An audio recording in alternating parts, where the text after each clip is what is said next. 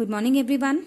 In our today's class, we are going to start with a new topic, topic number 8, and this topic is very much related to your previous topic, phrases and clauses. So before starting this topic, let us revise what are clauses. Clauses क्या होते हैं? Clauses ऐसे group of words होते हैं जिनका meaning हम उनको पढ़ करके समझ सकते हैं, ठीक है. लेकिन कुछ clauses ऐसे भी होते हैं जिनका meaning incomplete होता है and those clauses need some other group of words to complete their meaning. लेकिन clauses में हमेशा क्या होता है जो कि phrase में नहीं होता? क्लॉजेज में हमेशा सब्जेक्ट और वर्ब का कॉम्बिनेशन होता है जो कि फ्रेजेस में हमें नहीं मिलता है. सो हम इसी तरीके से फ्रेजेस और क्लॉजेज में डिफरेंशिएट कर सकते हैं that phrases do not have subject verb combination and clauses do have subject verb combination. Okay, so name of our topic is dependent and independent clauses. Okay, so what are independent and dependent clauses? These are two groups of clauses. As you can see here, I have divided these clauses into two groups, independent or main clause और dependent और subordinate clause. Independent main clause इसका बेटा तीसरा नाम भी होता है principal clause. अभी independent का क्या मतलब होता है? Independent का मतलब होता है free. इंडिपेंडेंट होता है स्वतंत्र, जिसको किसी दूसरे की हेल्प की जरूरत नहीं होती है. सो ये ऐसे क्लॉज होते हैं, ये ऐसे सेंटेंसेस होते हैं, ऐसे ग्रुप ऑफ वर्ड्स होते हैं जिनको अदर ग्रुप ऑफ वर्ड्स की जरूरत नहीं होती है अपने मीनिंग को कन्वे करने के लिए. ठीक है, तो बेटा इसीलिए इनको मेन क्लॉज भी कहा जाता है. इसीलिए इनको मेन क्लॉज भी कहा जाता है. क्यों? क्योंकि इनके अंदर एक स्पेशल क्वालिटी है.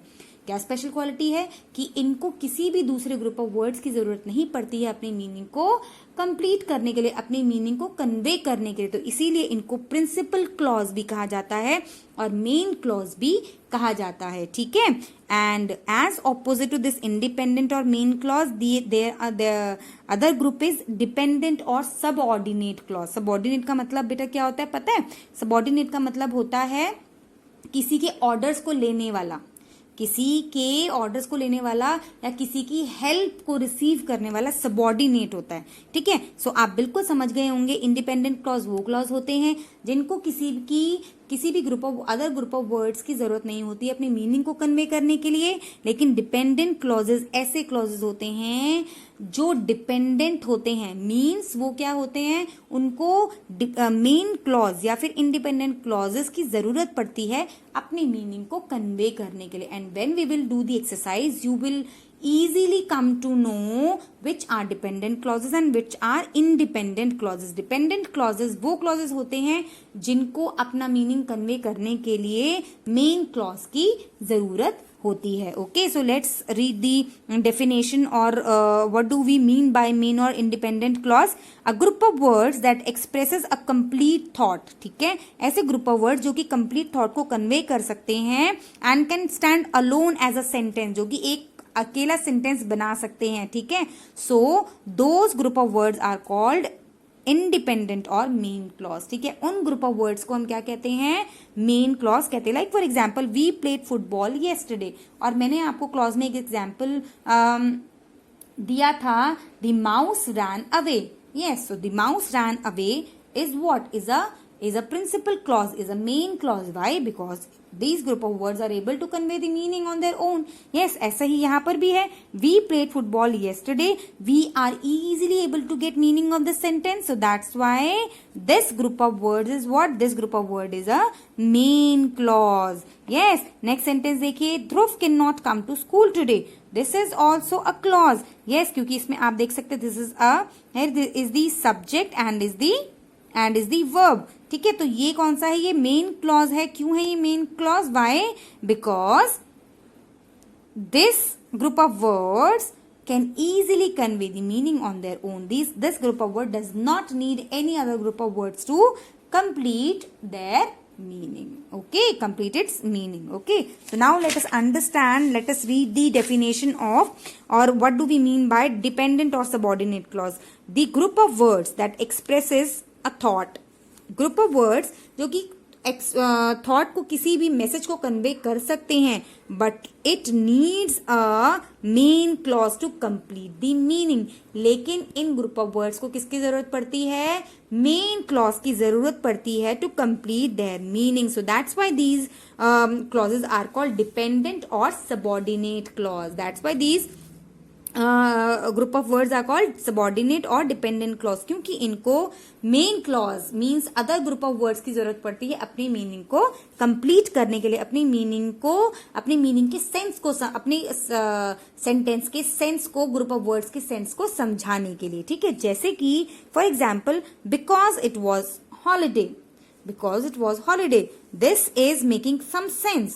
It was a holiday, it is making a sense, but it is not making a complete sense. This group of words need independent or main clause to complete its meaning. Yes, so can we add these two clauses here? We played football yesterday, this is a main clause.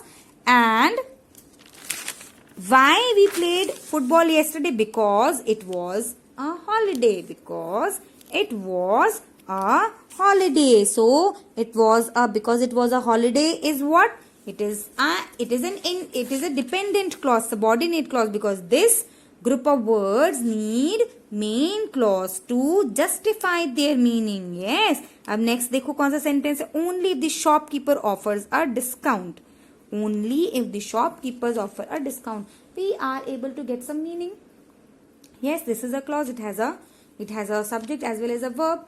लेकिन इसका complete meaning हम नहीं निकाल सकते. इसका complete meaning हमें कैसे पता चलेगा? When we add this clause with the main clause. जब हम इस clause को main clause के साथ जोड़ेंगे तभी हम इसका प्रॉपर मीनिंग को समझ सकते हैं. ठीक है. So I hope with this you are clear with the dependent and independent clauses. ठीक है. So अब देखिए एक और इम्पॉर्टेंट चीज यहाँ पर है that we can join two independent clauses. ठीक है. हम two independent clauses को combine कर सकते हैं with the help of a conjunction. With the help of a conjunction, it can be and, but, okay, और बहुत सारे conjunctions होते हैं, unless, if, okay, ये सारे because, so, है ना, ये सारे conjunctions होते हैं. इनकी help से हम दो independent clauses को भी join कर सकते हैं. Like I played football is one clause. It is also a main clause. आप ये नहीं बोलेंगे कि next is a my brother read a book. So ये दोनों ही main clause हैं. These both are main clause. If we use them separately, if we read them separately, both the sentences have their own meaning and are able to convey the meaning. है ना. कोई भी दोनों में से कोई भी सेंटेंस जो है दूसरे सेंटेंस के ऊपर, दूसरे क्लॉज के ऊपर डिपेंडेंट नहीं है. So that's why we can say I played football, my brother read a book. So these both are independent clauses, but we can add, we can join, we can combine these clauses, these independent clauses with the help of conjunction. It can be and, but, and so. Now let us do the exercise given. I have written this exercise which is based on the explanation that I have now only gave you. Okay, so what you have to do here, state whether the underlined clauses are independent clause or dependent clause. अभी आपको सिर्फ identify करना है कि कौन से clauses independent है और कौन से clauses dependent है. I have underlined them in these following sentences. So पहला है sentence, the teacher who lives next door to Rob. Rob is a name. Is Mrs. Johnson. This is also a name. जो teacher Rob के सामने वाले घर में या साथ वाले घर में रहती है उसका नाम मिसेस जॉनसन है. So here I have underline who lives next door. Who lives next door is if this group of words are able to complete the meaning on their own? No. So which clause it will be? It will be a dependent clause. So for dependent clause what we are going to write? We are going to write D. This is very very easy children. Okay, now see the next sentence. Our dog will run away. Our dog will run away if the gate is left open. अगर gate को देखो यहाँ पर आप देख रहे हैं ना, this is a condition if. Okay, if the gate is left open, अगर हमारा गेट खुला होगा तो हमारा डॉग भाग जाएगा. Our dog will run away. So I have underlined here our dog will run away. Which clause is this? Independent or dependent? It is, this group of words is able to convey the meaning on its own. Yes, our dog will run away. Yes. So which clause is this? This is an independent clause. So for independent clause we are going to write I. Yes. This is how you have to do this question number 3, 4, 5, 6 and 7. These questions and 8 also. These questions are really very easy. You have to do it on their own. Okay. And after completing this chapter also, this topic we are going to do some more exercises on phrases and clauses. ठीक है, हम कुछ और practice करेंगे. Okay, सो आपको ये भी करना है.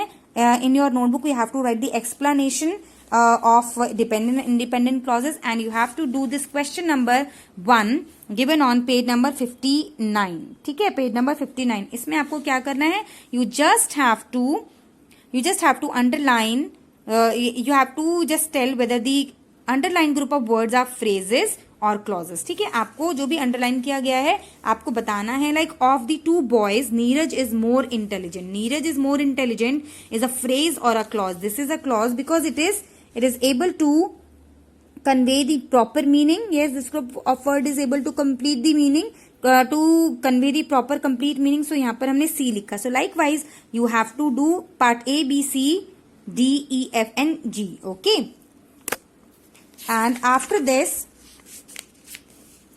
you can do this question number 2 also given on page number 60.